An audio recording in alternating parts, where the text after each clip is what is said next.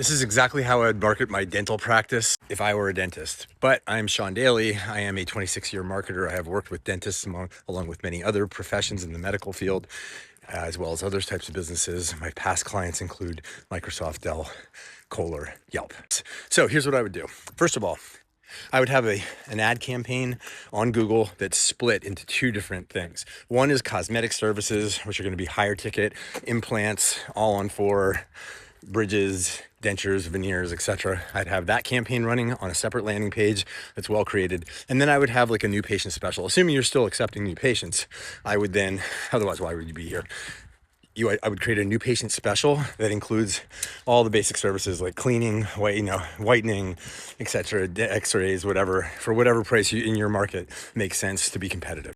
That's not going to be very sexy as far as like an initial transaction that's going to fund your ad campaign or whatever, but the lifetime value of a dental patient, as we all know, is very high. What you have to look at is your cost per acquiring a new patient in the chair that represents the type of patient you want, because there's different types of patients out there. But you should definitely not put all your eggs in one basket of like only having like the new patient special for people like that, or only being like going for a cosmetic dentistry services, even if you are a cosmetic dentist, because listen, you're going to need both over time. This is what we see work very well. However, do realize that the cosmetic services tend to be much more expensive to compete against, higher cost per clicks and things like that. So you're going to have sufficient budget for both.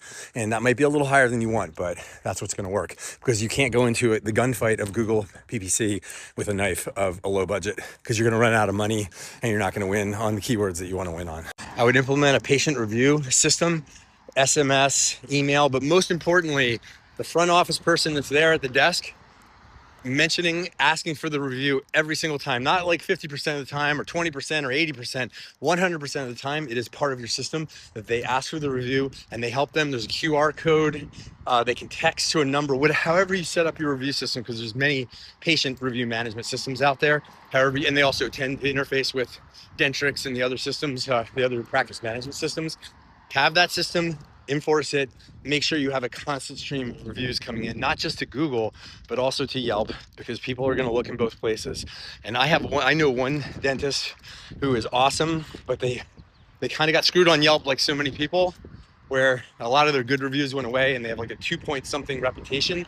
They have a 5.0 reputation on Google, but then they have a 2 something on Yelp. And guess what? That acts like a black hole,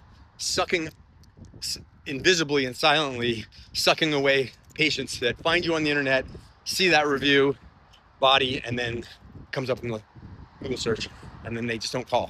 So you really need to pay attention.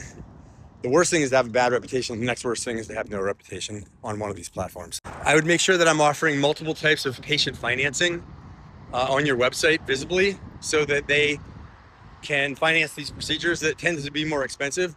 I see a lot of practices that don't mention the financing, or they mention one type, but you might want to have several types because they're all different. Some of them are a nightmare, as you probably know if you're watching this and you're a dentist, you work in a dental office. Some of them they have particular rules. So have a wide set of different financing types so that these people can afford to do these procedures that they so desperately need. Ask for referrals. If somebody's happy and you're the gentle dentist and they were scared, and you have some turn, or you totally changed, now they're smiling, they weren't smiling before, they worked with you, whatever it is. If you have happy patients, like ask for them, say, hey, I would love to we love you, you're an awesome patient, right? True. Ask them if you know other people that are struggling with dentistry or afraid or everything. We specialize in that, and we find our best patients come from other patients. It's not spammy, it's not cheesy. It's one business with a happy person who's very happy to refer you. So ask for the referral.